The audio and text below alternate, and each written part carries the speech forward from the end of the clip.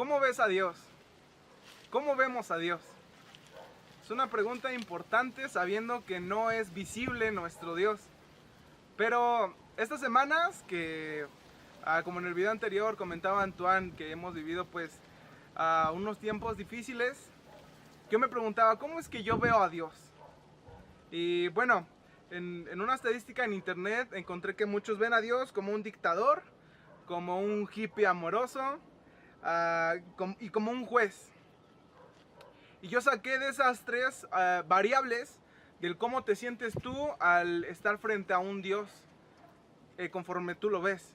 Si tú lo ves como un juez, como un militar, como un dictador, tú vas a sentir esa necesidad de corregir a todos, de estar corrigiendo lo malo, lo bueno, lo peor de toda la gente, juzgando, etcétera, etcétera. Si tú lo ves como un hippie lleno de amor y paz, expresado a todos, vas a pensar que Dios perdona absolutamente todo. Y sí, así es. No quiero decir que no, pero tiene que haber un parteaguas de un cambio en tu vida para que ese amor que es ilimitado no se vuelva limitado hacia tu persona. Y bueno, si tú lo ves como un juez, te vas a sentir enojado, te vas a sentir una falta de confianza con esa persona porque vas a sentir una falta de defensa, como si te hiciera falta un abogado. Y bueno, es una historia muy increíble porque en el principio empieza con que Dios creó todas las cosas. Se tomó su tiempo, se tomó días en crear la tierra, el agua, el sol, la luna, etcétera, etcétera, todo el universo, todo lo que conocemos, pero en especial se tomó días creando esta tierra. Pero dejó lo último para lo mero bueno, el hombre. No solo lo creó con su boca, no solo dijo hazte y se hizo, sino él mismo con sus manos creó al hombre del polvo y sopló su aliento. Sopló su... Lo cortas. Sopló su aliento de vida en cada uno de nosotros, empezando por ende por Abraham. Y no después hizo a Eva, yo creo que los hizo a los dos al mismo tiempo porque Eva ya venía incluida en Adán. Y bueno, pues pasa la historia que muchos ya no sabemos, si no, pues te la resumo un poquito. En la historia, pues Eva es engañada por una serpiente que casualmente hablaba. No sabemos si todos los demás animales hablaban. Si te suena absurdo o no, bueno, esto tiene una razón. Total, una serpiente engaña a Eva. Esta hace que también Abraham caiga. Y esto Dios lo llama pecado. ¿Ok? Esto Dios lo llama pecado por la razón de una desobediencia a una orden directa que les dio. Entonces encontramos que Dios llega a ese lugar y Dios empieza a buscar a sus amigos. Empieza a buscar a su primer creación. Y empieza buscándolos por todos lados. Adán, Eva, ¿dónde estás? Y yo creo que para mí personalmente y para muchos corroboramos que encontramos la frase más triste de toda la Biblia. Y Adán esto responde en el libro de Génesis, cuando Dios le dice a Adán, ¿dónde estabas? Para esto Adán ya se dio cuenta de su desnudez, ya se dio cuenta de su razón de pensar y ya tiene vergüenza de que su esposa misma lo vea desnudo. Entonces Dios le dice, Adán, ¿dónde estabas? Y Adán le responde una de las frases más tristes de la historia de la Biblia. Y él le responde, es que oí tu voz y tuve miedo. Desde ese momento todo el Antiguo Testamento se basa en terror, en temor y miedo hacia Dios. Ok, ¿lo repetimos? Hacia Dios. Él bajaba en forma de una nube, el pueblo tenía mucho miedo. Él se presentaba en una zarza ardiendo y Moisés tenía mucho miedo. Porque, no sé, se preguntaba, ¿qué nos va a hacer? ¿Nos va a matar? ¿Viene a herirnos? Sí había respeto, sí había reverencia, pero encima de eso había temor y miedo. Eso se basa en todo el Antiguo Testamento. En todo el Antiguo Testamento hay poquitas personas que Dios los llama a sus amigos. Entre ellas, una muy conocida que es Abraham. Tenemos una historia muy larga de quién es Abraham. Pero bueno, en una parte de esa tan larga historia llegan tres entidades que está ampliamente discutido, que son el Padre, el Hijo, el Espíritu Santo, etc.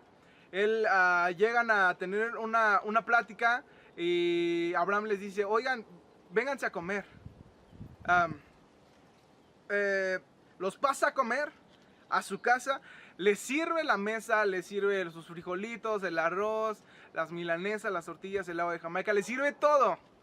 Abraham les sirve todo, pero no se queda a comer con ellos. Abraham estaba conforme con servirles, pero no con convivir con ellos. Y creo que eso muchos de nosotros nos ha pasado.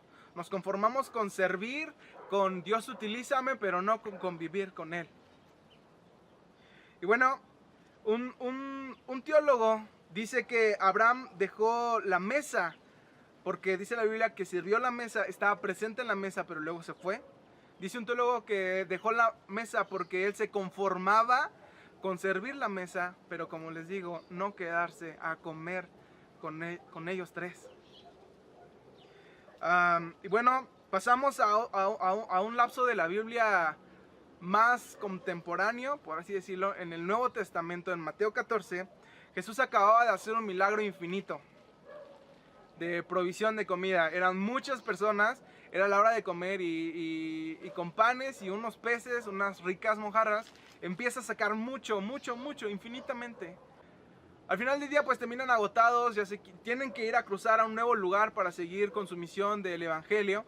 Y Jesús les dice a sus amigos, adelántense ustedes, me quiero quedar a descansar un rato, quiero pensar, etcétera, etcétera. El chiste es de que se van y a la hora de la madrugada llega una tormenta. Recordemos que dos de esos hombres son experimentados en el mar. Llega una tormenta en mar abierto y comienzan a asustarse. Comienzan a asustarse personas expertas en el mar. Teniendo en cuenta esto, se aterran y viendo a Jesús que están aterrados, Él va caminando como si nada en el mar y ellos lo ven de lejos. Ven al amor mismo caminar hacia ellos y ellos piensan, es un fantasma. Y bueno, no piensas es un fantasma, viene a ayudarnos. Cuando tú piensas en un fantasma, viene a herirte, a lastimarte. Te aterras al pensar en que estás viendo un fantasma. Y Jesús les dice, como creo que a cada uno nos dice cuando tenemos un problema, tranquilo. Dios les dice, tranquilos, soy yo, quédate quieto. Yo ya estoy aquí. Eso les dice a sus discípulos, pero lo vemos de una forma muy amorosa, pero yo me pongo a imaginar en cómo fue ese momento donde pues estaba una tormenta intensa, truenos, relámpagos, la lluvia, y yo creo que Jesús les gritaba, ¡Ey! ¡Ey! ¡Por aquí! ¡Tranquilos! ¡Ya llegué! Y bueno, ya llega con ellos, se calma el agua y pasa esa forma. Recordemos un poco, no nos conformamos, recordemos un poco, nos conformamos con servir la mesa y no nos quedamos a convivir. Cuando hay problemas y Dios aparece, lo confundimos con una amenaza, como pasó mucho tiempo en el Antiguo Testamento. Y hay un pasaje en la Biblia que realmente a mí no me gusta tocar porque, bueno, muchos saben que mi papá fue pastor muchos años y todo el tiempo hablaba de Lucas 15. Entonces ya me tenía hasta acá ese pasaje. Pero bueno, papá, si estás viendo este video, un saludito donde quiera que estés y me inspiré mucho en lo que tú decías sobre lo que voy a decir. Bueno, en Lucas 15 muchos creemos, me incluyo, Antoine se incluye, en que es el pasaje de la revelación de Dios. Sobre quién es Dios, en ese pasaje lo puedes encontrar. Y Jesús mismo retrata a Dios en tres maneras diferentes. En un pastor de ovejas, en una ama de casa y en un padre, en un papá. Bueno, para no hacerte la larga, son dos hijos, el menor, que casualmente en todas las familias suele ser el más mal portado, el más locochón. Bueno, gracias a Dios yo soy el del medio, entonces todo cool. Ese hijo menor pide la herencia antes de tiempo, no nos dice la Biblia qué hace con ese dinero, pero lo malgasta, una mala inversión, no lo sé. Recordemos que esta es una familia de dinero en esta representación, entonces yo creo que sí tenía un buen capital, no supo cómo manejarlo y perdió todo. Bueno, y después de esa mala inversión, termina trabajando con cerditos, adiestrando cerditos, cuidándolos, alimentándoles, pero eso en esos tiempos de hebreos, judíos, etcétera, etcétera, era algo increíblemente mal visto. Era algo irreverente que tú trabajaras con cerdos. Es contra su cultura trabajar con esos animalitos.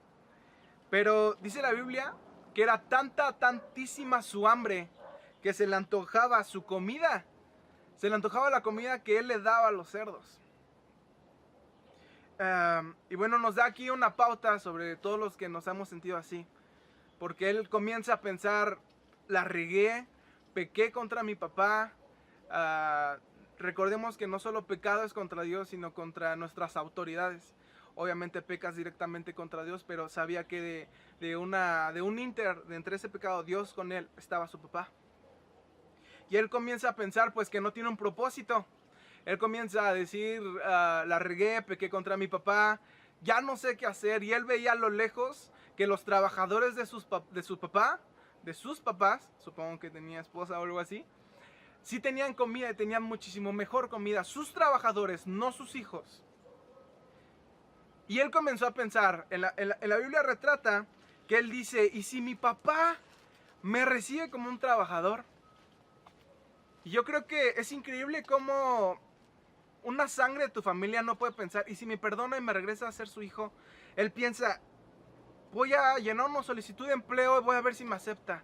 Voy a ver si me acepta en su hacienda, en su empresa, qué sé yo. Pero como un trabajador, él ya no se veía como un hijo de él. Él planeó un discurso.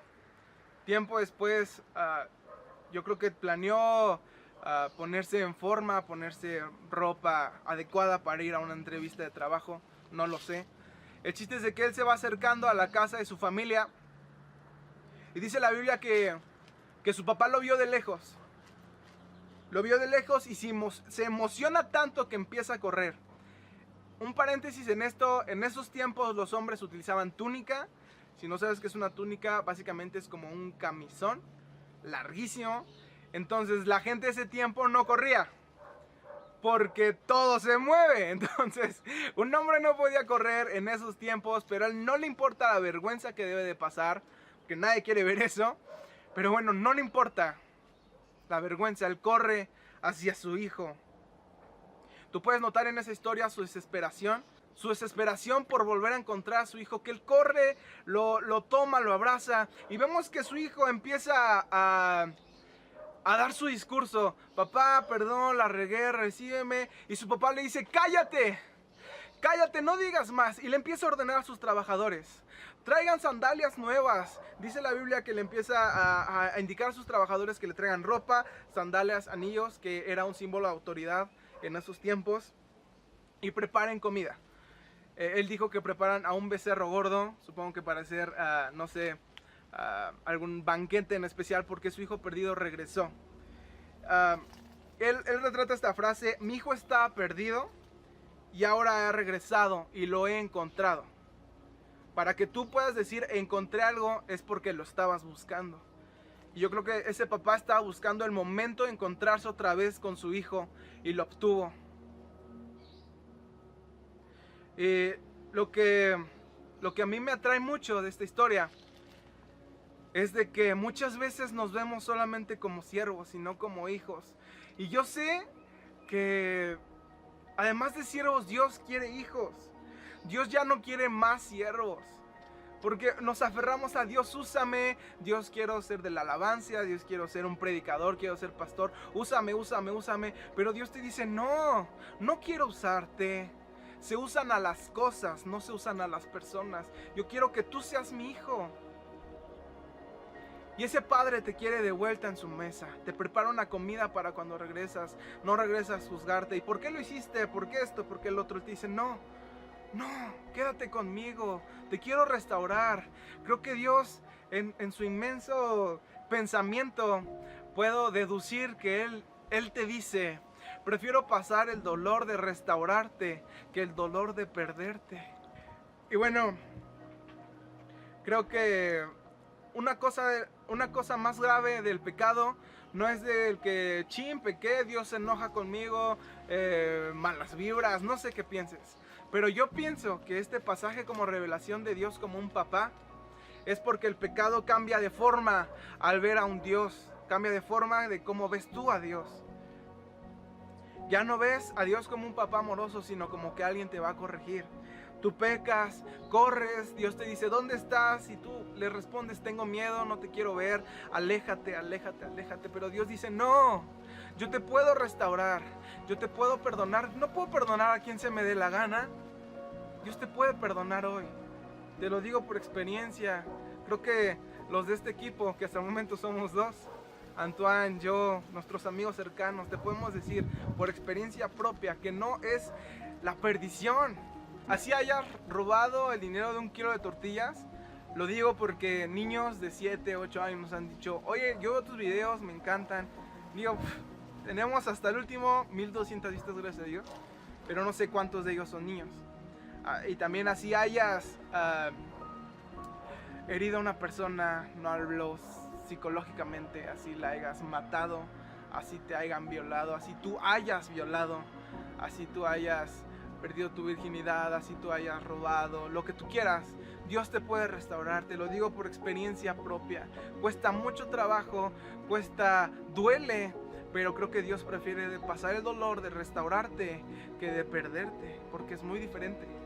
Y creo que Dios puso esto en mi corazón en estos días, que hemos pasado unos malos días en mi casa, en la casa de Antoine, en este equipo de trabajo. Y pues yo creo que Dios te quiere decir hoy, hijo, regresa a casa. Te estoy esperando, te estoy buscando, ¿por qué te escondes? Regresa a casa, yo te amo, yo te perdono. Y así como me lo dijo a mí, así como nos ha dicho a muchas personas que pues dentro del cristianismo, fuera le hemos regado, Dios te ofrece algo nuevo, una hoja blanca nueva, que obviamente se va a manchar, pero no va a terminar totalmente negra como lo estaba anteriormente. Y pues, yo creo que es todo lo que te puedo decir el día de hoy. Y Dios te dice una vez más, hijo, regresa a casa. Yo te amo. Y di mi vida por ti, regresa a casa.